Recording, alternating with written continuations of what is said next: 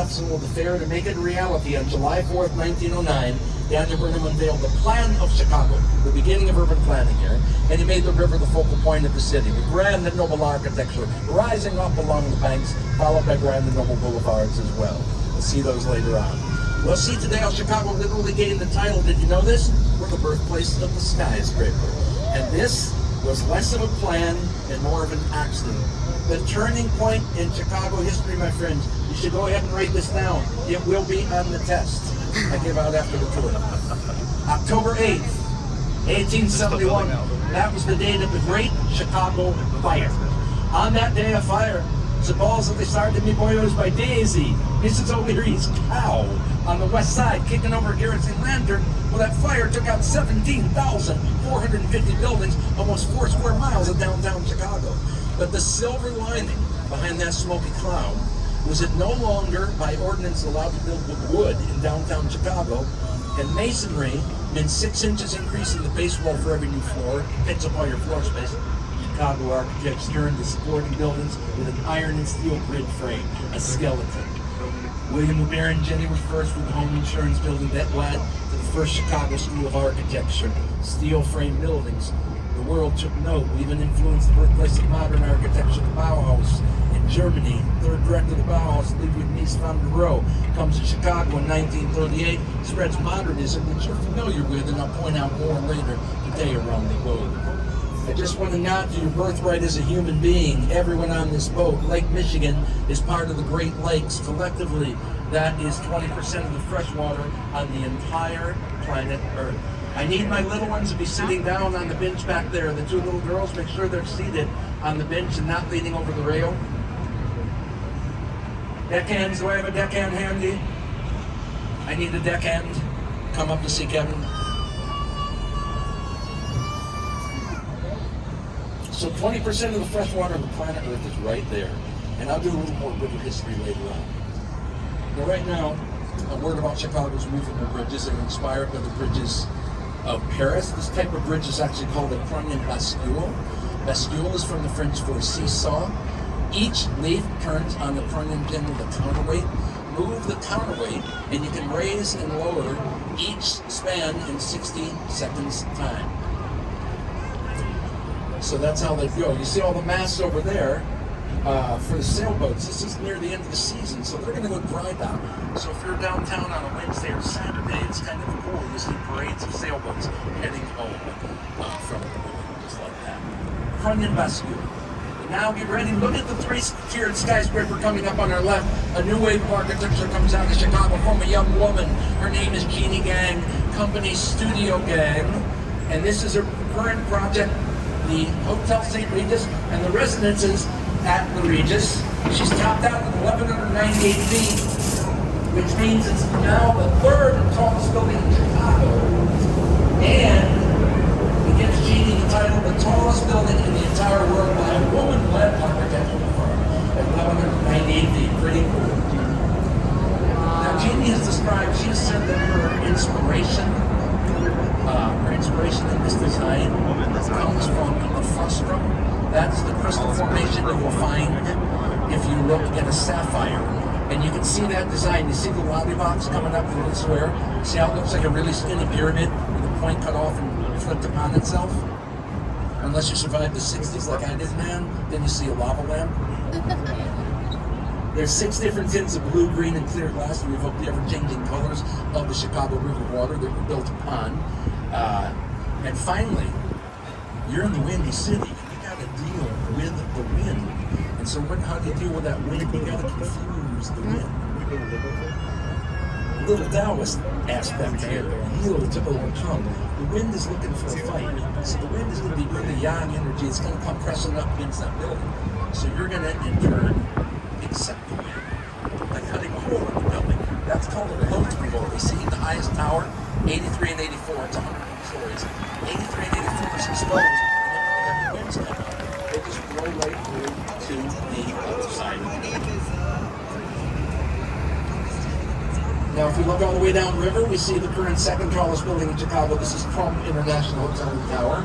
Adrian Smith Architects, Skidmore, Owings & Merrill, 2009.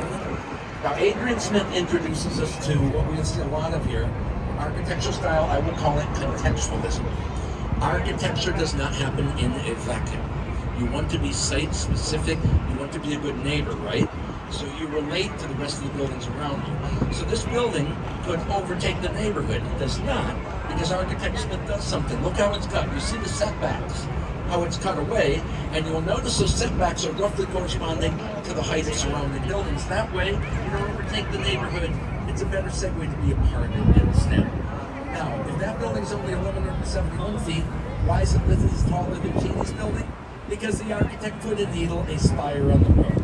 And when it comes to measuring tall buildings, you listen to the council. They sound like a Monty Python comedy sketch. They are known as the Council on Tall Buildings in the Urban Habitats. And the Council on Tall Buildings in the Urban Habitat lets you count spires as height, taking that building up to 1,369 feet.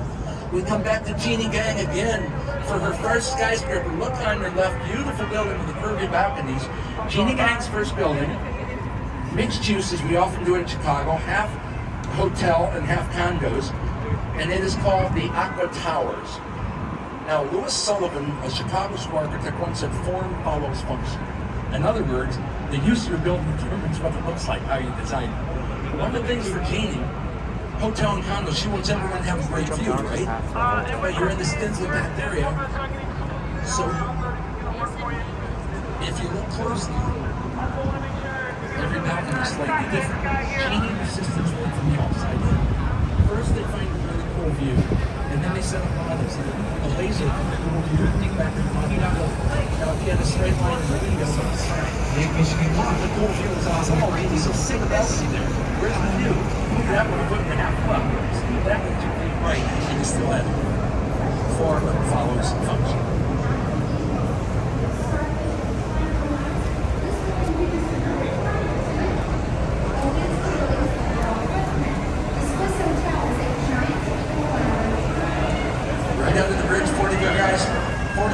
To your right, you see a very intriguing building with an almost musk-like Moorish yellow onion-skin dome. This is the Hotel Intercontinental. It began in 1930 as the Medina Athletic Club, a project of the philanthropic group who often call themselves the Sons of the East, the Medina Shriners. Now, look at that dome and imagine this. In 1930, they had a grand idea. You know what they wanted to use the dome for? A landing pad for airships like the Goodyear. This would never happen, my friends. It's in remember a little thing called the Hindenburg. Yes, the original Zeppelins from the crash of the Hindenburg kind of fell out of favor. So they never did use that as that. Now on our right, the Fidelity Building, the Zeller Building, is a great example of modernism, the style that was born out of the famous art compound in Germany called the Bauhaus. Now, the Bauhaus was a firm of art and architects, and they didn't believe in decoration. They felt structuralist all you needed. Highly articulated structure, attention to detail. Now, decoration, if I put decoration in my building, my architects would tell me I was being bourgeois. Those was dishonest, and they would not buy it. Now, let's go to the Trump Tower. London, Connecticut, Ben, Paris, and Eiffel Tower. I'm a Chicagoan. I'll take the Wrigley Building. Commission indeed by Chewing Gum King William Wrigley Jr. Who's ever tried Juicy Fruit Gum or Spearmint Gum? Of course you have. William Wrigley Jr. premiered Juicy Fruit Gum at the World's Fair here. 1893, he wanted to bring the revival style home, and he did. That's what the fair looked like. In this case, it is Spanish revival. Clock tower being modeled on the 11th century Giralda Tower in Spain. Now look at the cladding. That is terracotta. Terracotta is fired clay, and that makes it fireproof. Very popular after the fire. We come to our Grand Boulevard, Michigan Avenue, which we like to call in the French manner, Boule de Missions, inspired by the wide boulevards of Paris. But let's take it to the bridge. What happened to the bridge? The bridge we call Du Sable Bridge. We honor our first permanent resident, French speaking fur trader from A&T, Jean-Baptiste Pont-du-Sable, started the fur trading empire right there. 1779. There's a bust of Mr. Sable up there to get a photo with now. Look to your left and we see the influence of the World's Fair yet again. Beautiful building with the cupola dome and the water tanks is the Jewelers Building in 1726. It was inspired by a 15th century Italian monastery. It's supposed to be Badia, but it was built here for the diamond trade. Back in 26, you had a Model T. You had a state-of-the-art auto elevator. You could drive your Model T filled with diamonds from Lower Wacker Drive, which was just completed, into the basement. Your car was lifted up by elevator, retrieve your jewels, run through the building like a happy squirrel. You felt safe. Look, safety was an issue. This was prohibition. Alcohol was illegal, but I'll give you a tip. Chicago's never been dry. You could have a drink during prohibition if you went to an illegal tavern called a speakeasy. You had to have a password. And rumor has it, one of the famous speakeasies was right below that dome. Now, I must tell you, friends, we have never proven this. That could be an urban wise tale, just a myth. However, within 2 years of prohibition ending in 1933, amazing, this Stratosphere Lounge opens for business in the very station.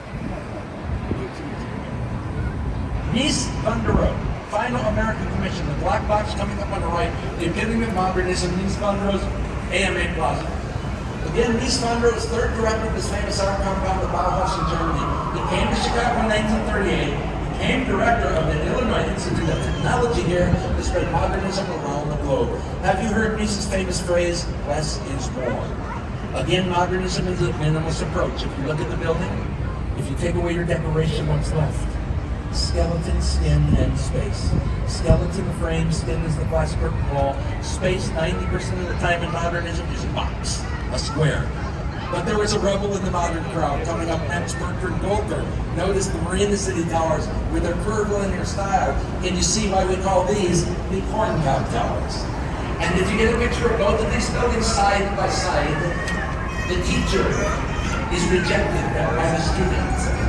Bertrand Goldberg had studied with Mies van der Rohe at the Bauhaus, but he rejected boxes in favor of a circle to bring people together. Goldberg works for nature. He called this a peculiar flower form. He began with a stem like a flower. He built the rings like the petals of a flower from the base up. Working with the Janitors Union for people who work downtown, who live downtown, this was one of the first totally residential developments along the river.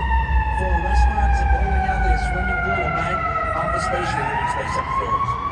Okay, folks, I must ask you to look directly at 55 West Wacker Drive. This rock building on the right. You must stare at it to understand its style.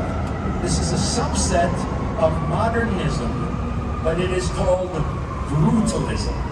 And brutalism comes from the French phrase beton brut, or raw concrete. Think of it this way. The brutalists were modernists who had taken way too many steroids.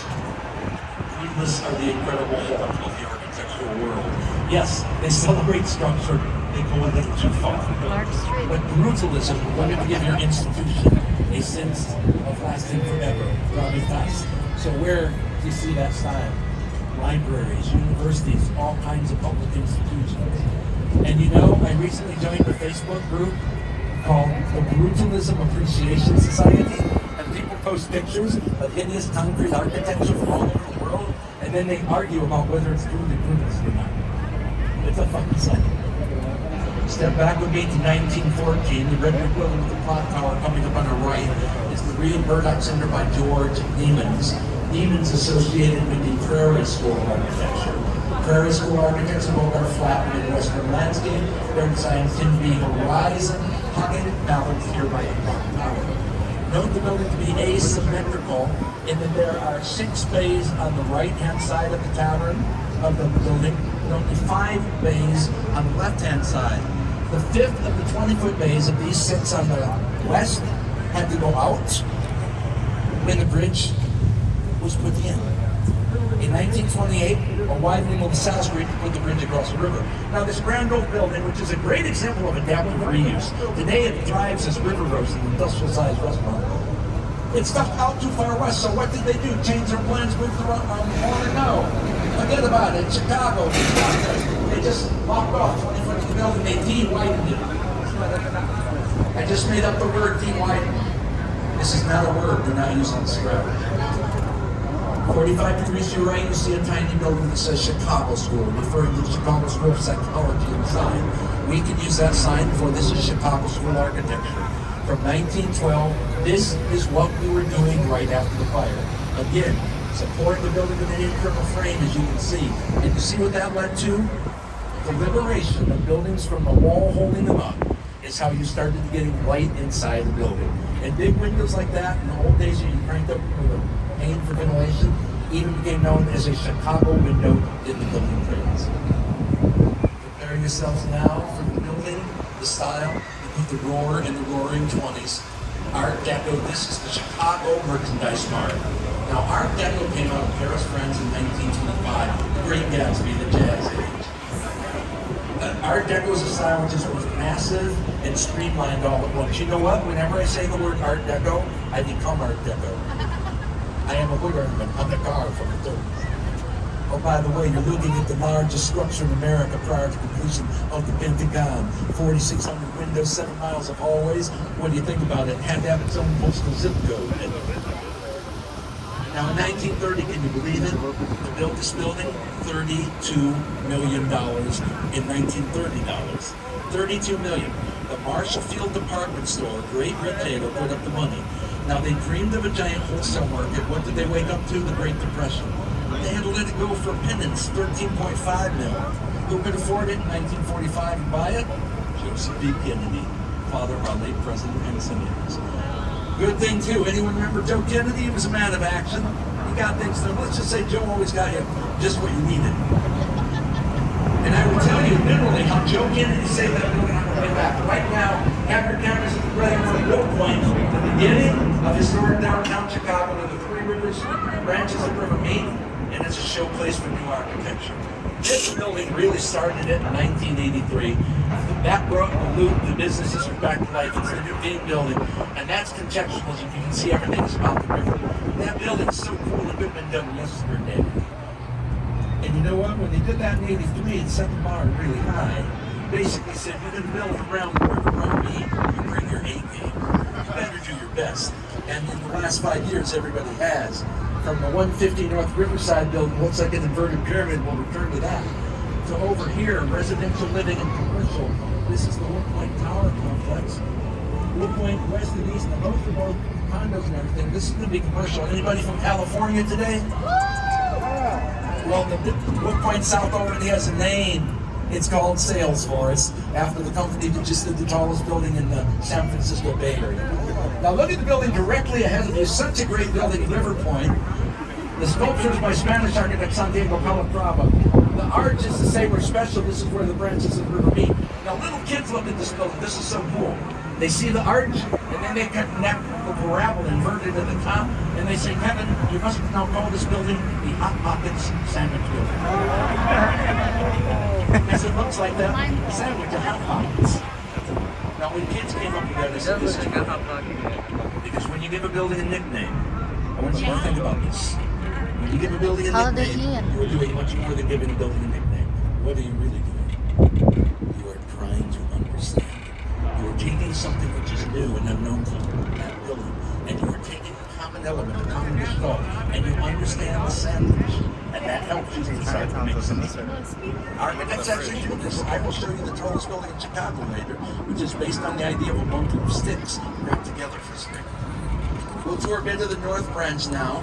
Still a working industrial river, but undergoing big changes. As you know what? The population patterns have shifted. More people want to live downtown than leave for the suburbs now. Let's talk about the Carroll Avenue Bridge. This is the old Chicago Illinois Union Railroad. It started in 1848.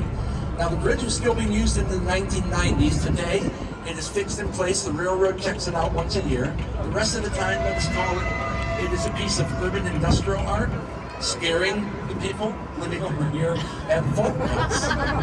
Now that salmon-colored building, 1981 by Harry Weiss, that's probably the oldest building you see on the river today. It dates back to 1898. It was a refrigerated warehouse. It was the North American cold storage warehouse for 70 years. And before Harry Weiss could punch check it out, 3-foot thick windows through those masonry walls for condos, he had to defrost it just like your freezer at home. I hope he had something more than a ballpoint pen. That's the way I do it. But 3 months. And he had to scrape off a lot of horsehair and plaster from the walls, so that was the insulating material. Now Harry Weiss, went on to do, coming up on our left, inspired by Amsterdam, four coolest townhomes in Chicagoland. They're coming up. They're called the River Cottage. You see it right here. There's only four of them. Now, if I lived here, I know I would never ever leave. But somebody sold number 3 2 years ago for $2.25 million. It's because of their location right on the river here. Now, as we get closer, you see, look at the porthole windows. They have triangular skylights, like schooner sails. And I kind of like, if you look at the trapezoid of the bridge work underneath here, you see here it kind of references that, and the way the windows look as well. Airy, East